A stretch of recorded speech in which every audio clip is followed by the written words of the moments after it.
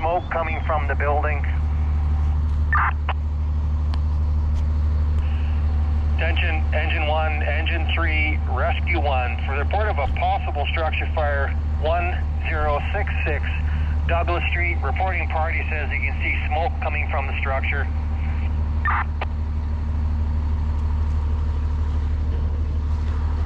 Okay, good morning. Beautiful day. As you can hear, we got a fire happening. So we're gonna get going right now with the scenario, and we'll be talking through exactly what's happening.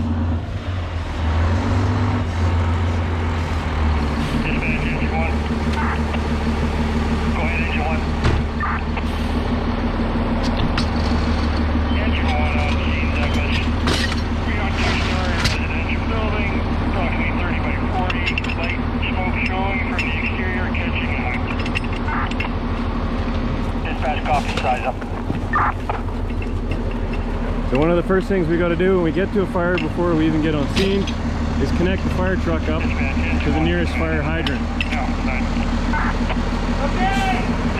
At this point, the fire truck will now drive towards where they're going to stop to fight the fire. Dispatch, Rescue 1 on route 1066 Douglas, house fire. Copy, Rescue 1. Engine 3 on route. So as soon as they arrive, the captain's going to jump off the truck along with the firefighters. The captain's got to make his way around the building and come up with a plan. Try and figure out where the fire is and the tactics that he's going to want for the first in crew to fight the fire. So he's looking around for hazards, things like gas meters, power lines, and where is the fire?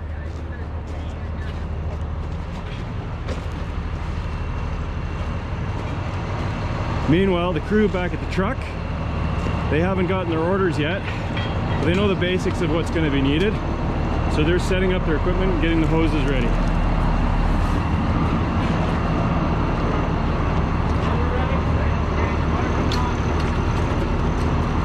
Dispatch, Engine 3 is on scene, staging at Douglas and 9th, rolling to channel 11. Copy, Engine 3 on scene.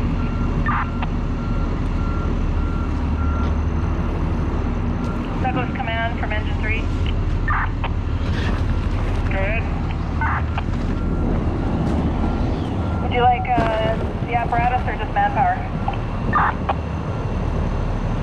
Just manpower. Copy.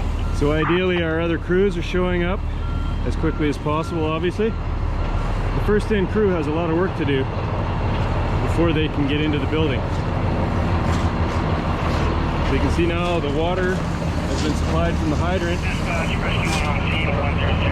into the engine, and the engine operator will control which lines end up with water.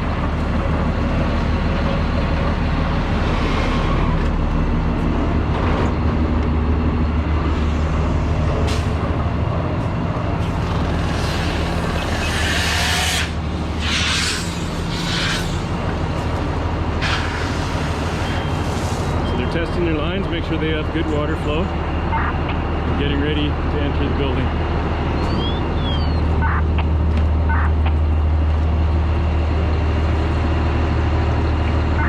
Now obviously they're trying to go as fast as they can, but they need to make sure that all their equipment is on properly, and they're getting instructions from the captain of exactly what they're going to be asked to do.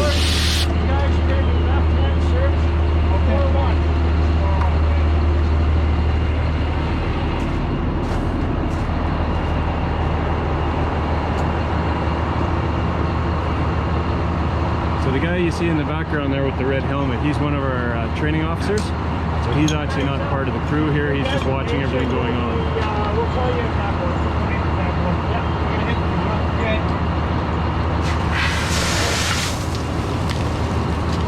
So by spraying the door, you can check to see if there's any heat.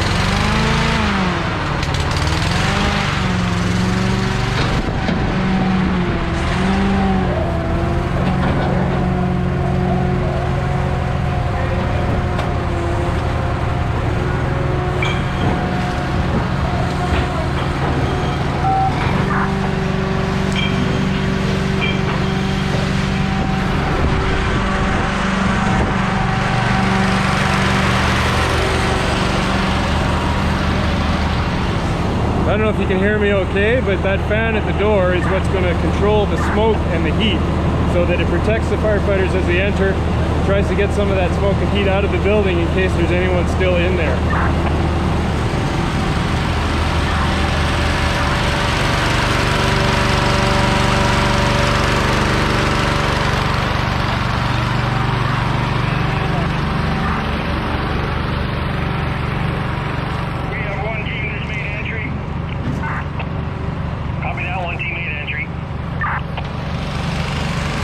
Crews have arrived on scene.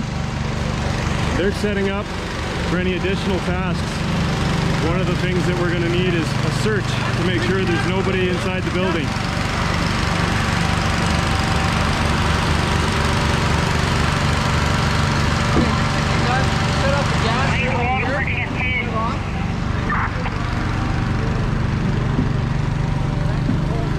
Meanwhile, back over here, our rescue truck has showed up and they're setting up what's called our RIT equipment. That's all this tarp here, and all that equipment is to perform a rescue, but it's specifically to rescue any firefighters that get into trouble. If there's people, civilians inside the house that have to be rescued, the regular crews will do that. These firefighters here, their only job is to stand by in case some of the firefighters get into trouble.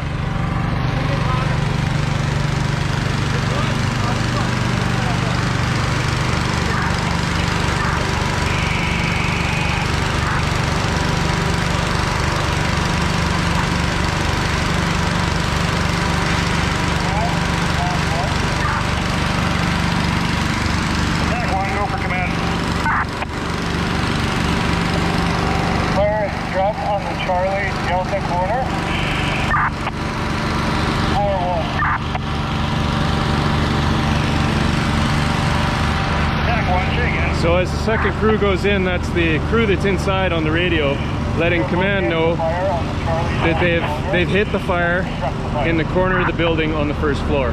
They're telling them exactly where it is. Copy that. Can you determine if it is structural or exterior content? Copy that.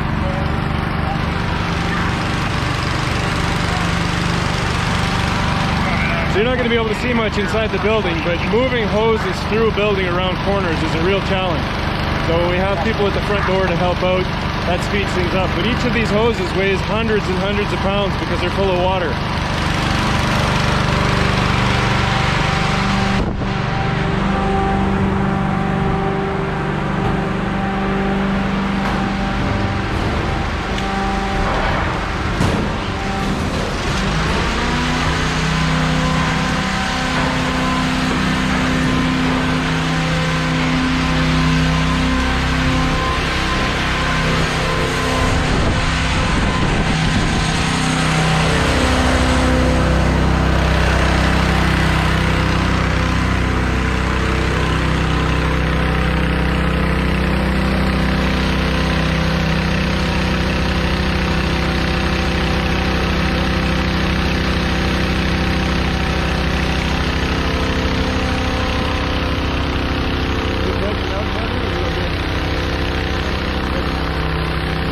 Outside of the building here, you can see our RIT team has set up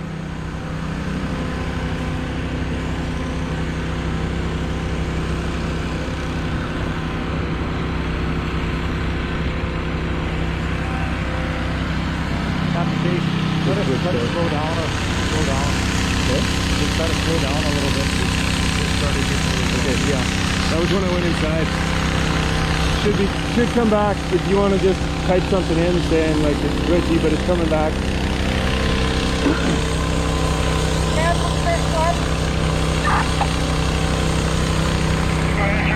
Okay, sorry, we kind of lost the signal when I went inside the building there. Coming out off the side.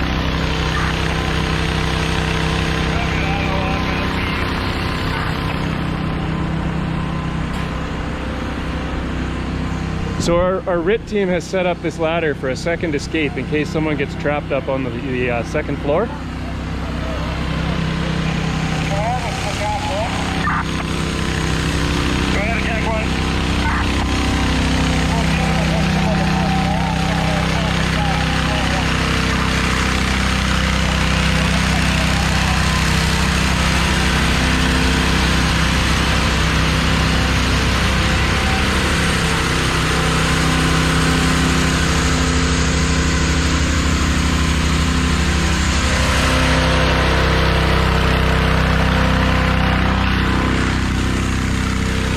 our search team, that was the second crew that you saw go in. They didn't know, but they found a couple of people upstairs that were still inside the building, so they've now brought them out, and they would be then passed over to BC Ambulance.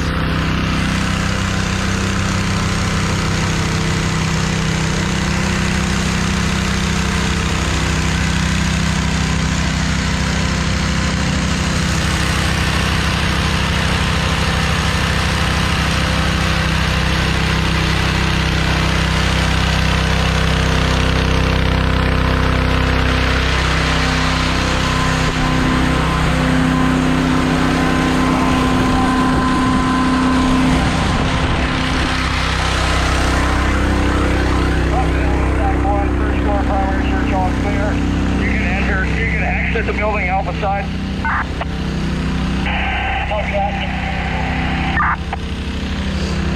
Dispatch command. Go ahead, command. First floor search all clear. Copy, first floor search clear.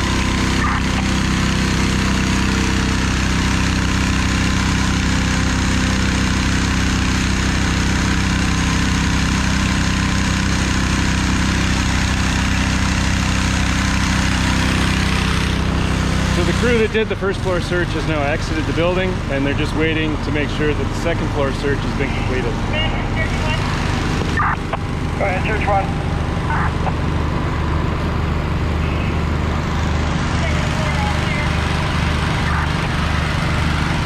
Copy that, second floor search all clear. Please exit the building alpha side.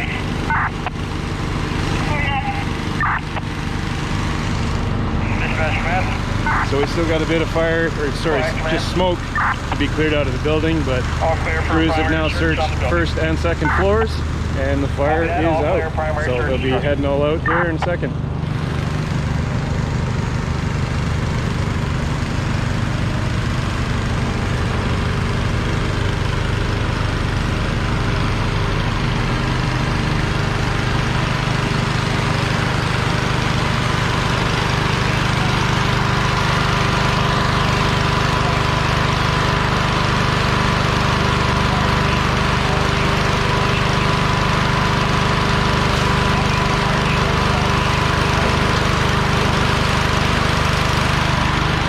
So I don't know if you can hear that over the sound of the fan, but command was just letting dispatch know that the fire is struck, which means the fire is out and all crews have exited the building. So this one's over. Now the hard work, all the cleanup.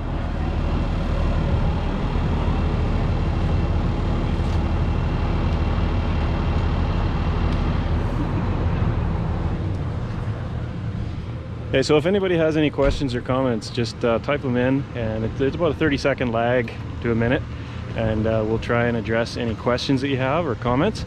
And we're going to be wandering around the building a bit more here, so don't go away just yet.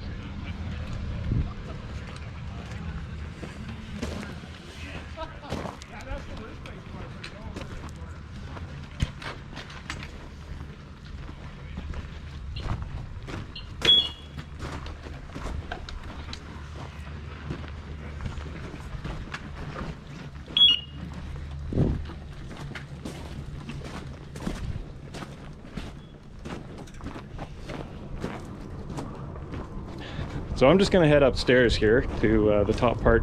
Unfortunately, I can't get too far into the building or the signal will cut out and it'll get all glitchy, and then you guys will be mad at us. So just going to show you the upstairs part of our training building here.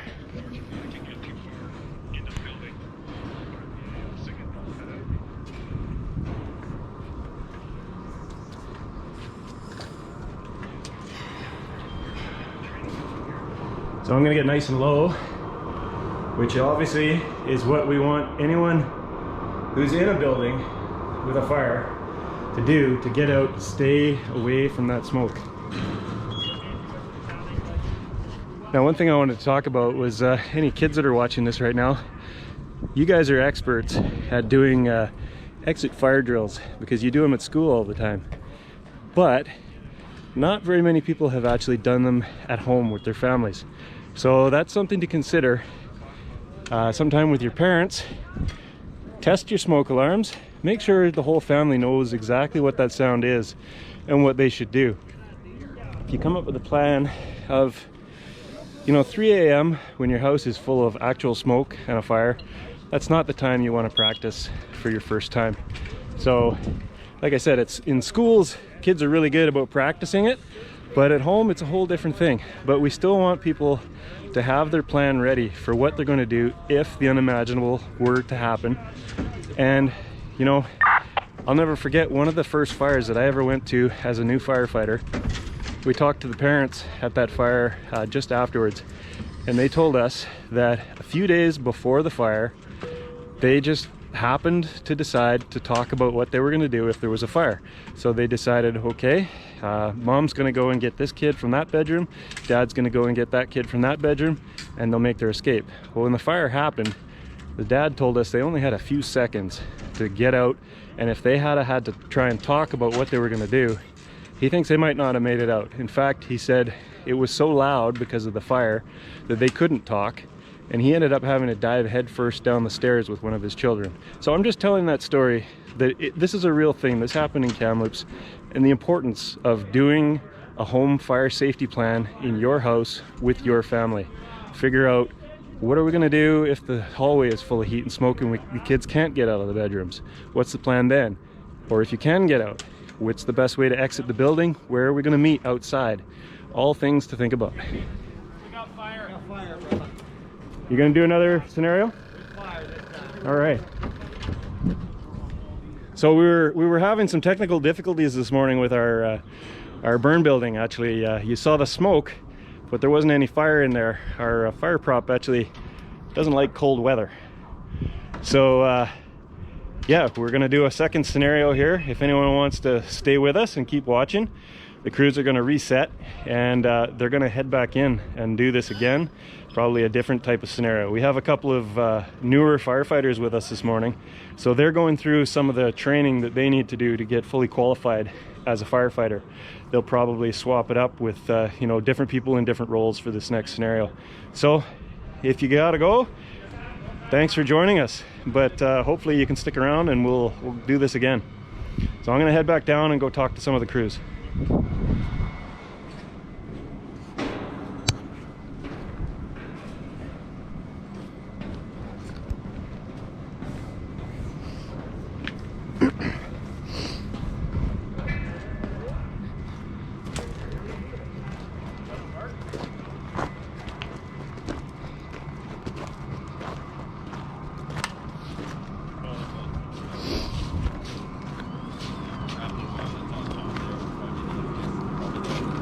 How'd it go, Cap?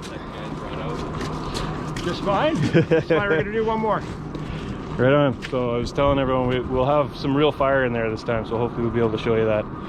So I was explaining the captain right here, red helmet, he's in charge of the fire truck. So his crew, and on the scene, the first captain to show up is generally in charge of the entire fire scene, even when the other trucks show up. Which is the... And one of our other captains, I'm going to point a camera in her face here, Captain Holloway.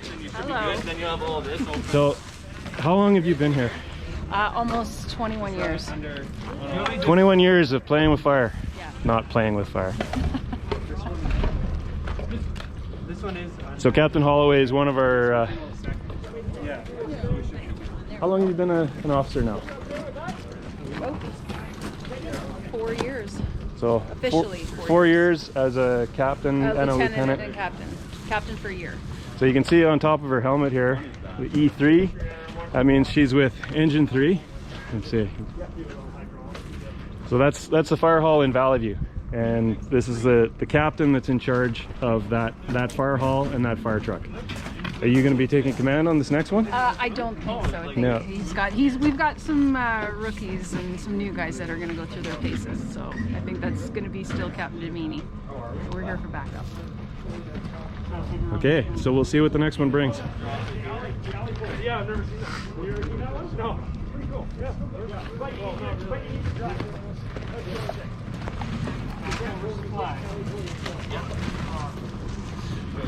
So just to save a bit of time, the crews are not going to pack the hoses back onto the truck. So that'll save them some time packing it up and as well as deploying it. But obviously at a real fire, they'd be having to string everything out to get set up.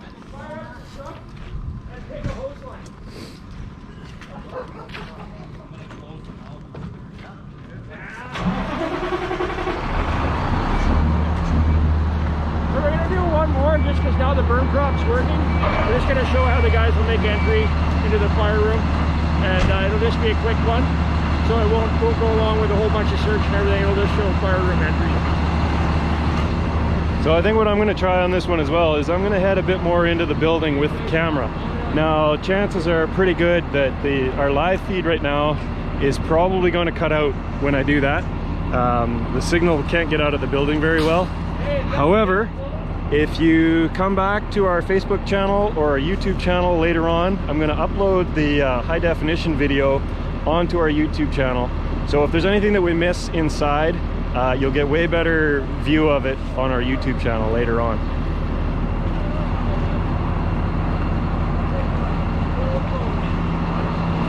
And actually, while we're waiting for them to get set up here, I'm going to pick on Chief Training Officer Mike Voss here for a second. So if I stay back far enough, you want to... So this is a guy that runs our training center. Mike, can you tell us a bit about the building itself here? So this is kind of a metal steel building, enables us to do lots of searches. We've got 2 burn rooms in here on the lower floor and upper floor. So we have a kitchen simulation, and we also have upstairs a bedroom fire simulation. We've got the ability to put victims in the building so guys can do searches, extinguish fire and stuff. So it's a pretty multiple use building for us. So what's actually burning in there? So we've got some propane props. Years ago we used to burn our Class A combustibles, which were called our pallets and such. And just to make it safer for our guys, we've gone to a propane prop now. I've got more control over the fire, turning it off and on, and we can get more evolutions through because we're not trying to reignite wet pallets and such. So it works really well for our guys. So basically it's like they're going into a giant barbecue. It's just like a barbecue, basically. It's like a barbecue that you'd have when you're cooking. Basically the same kind of element, except we burn propane here and some people burn natural gas in their barbecues. Okay, thank you, Mike.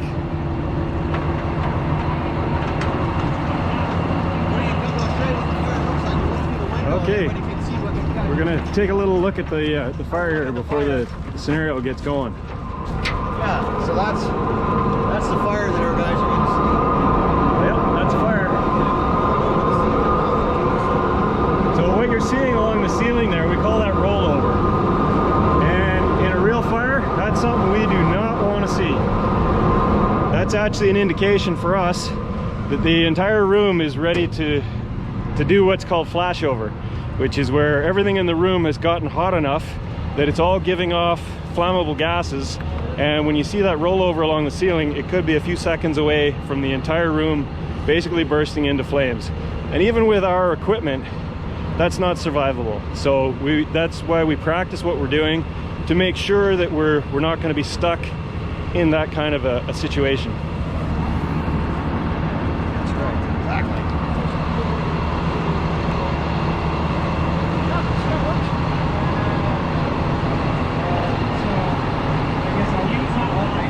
So you can see Captain Domini's just going over some of the tactics with our new guys of what he wants them to do on this next scenario. I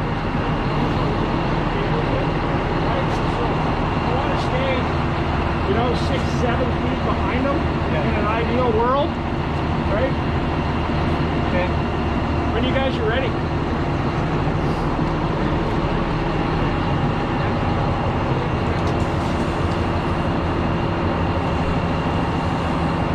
Okay, so this is the start of the scenario. We're just going from, they've just showed up at the front door.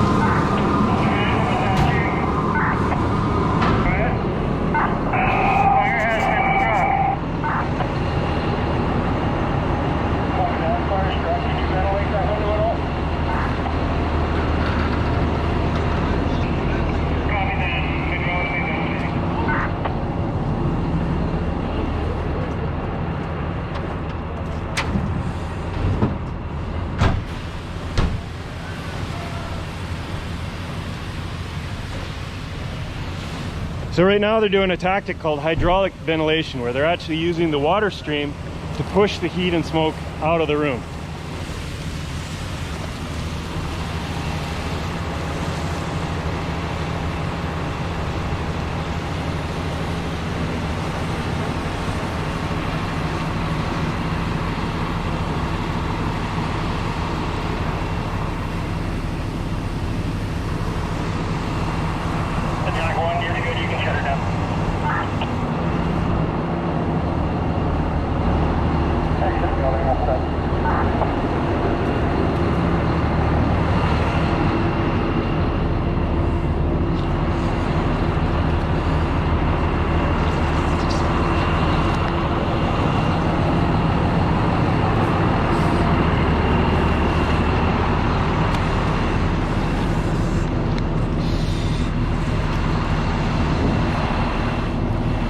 So you can see the equipment that they're wearing, just the air pack and the firefighter clothing, PPE we call it, personal protective ensemble.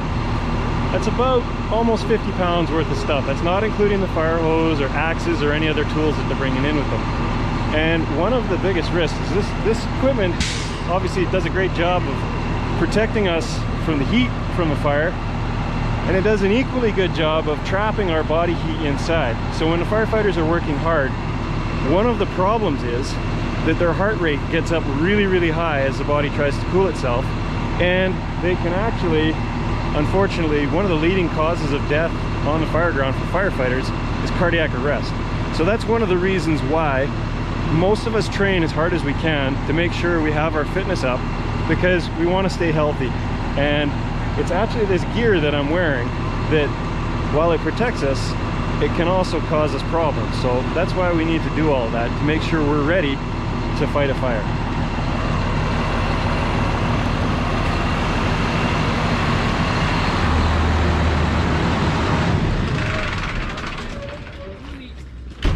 When they did the studies trying to alleviate the flashover conditions, and Randy talked about this, where having the carpet... That's Training Officer Butler. So now he's going over the scenario with the new guys and just talking about things that could go better, and you know, just how to learn from what we're doing today. Knowing that, if we get things wet, it limits that chance of flashover. That's what we're doing. Yeah. So we flow move as we get it, we find that seed of the fire, we take it out, and then say we got to clear for search, etc.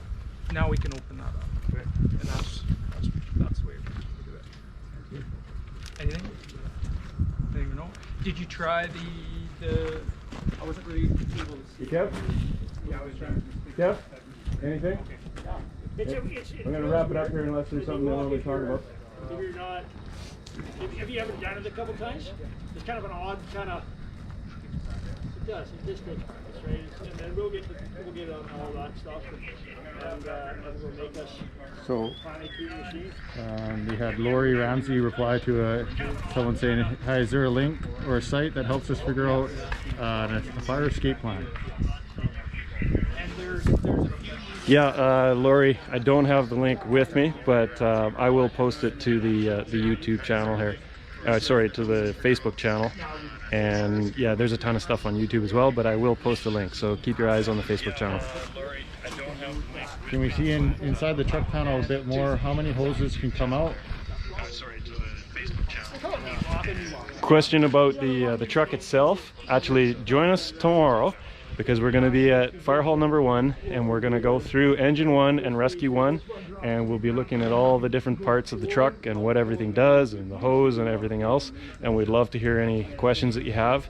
And we're loving the interaction. Thank you for joining us live, and any questions, comments, etc.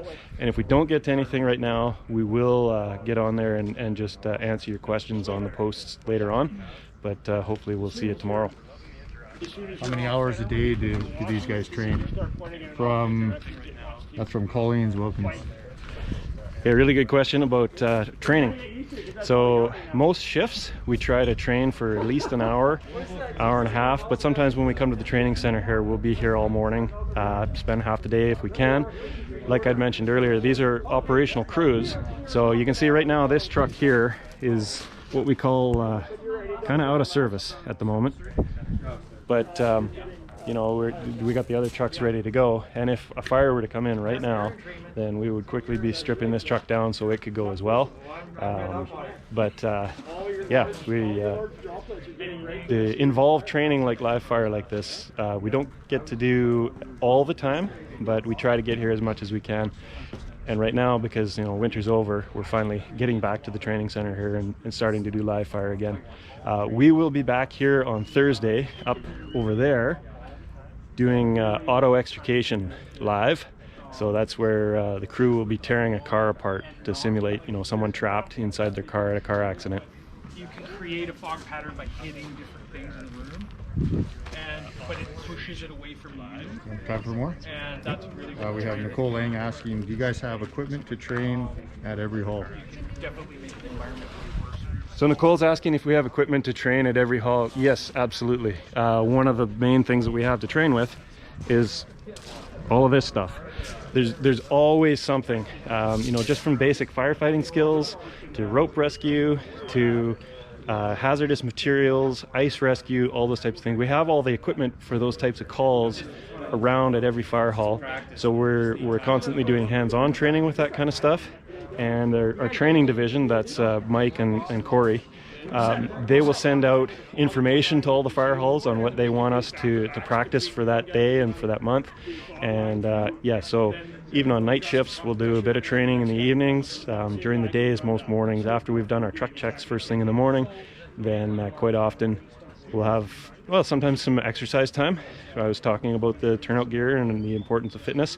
And then right after that, we'll go into training. Because of the hose and the nozzle and everything construction, we have to pump 5 to 7 psi hot. Anyone else?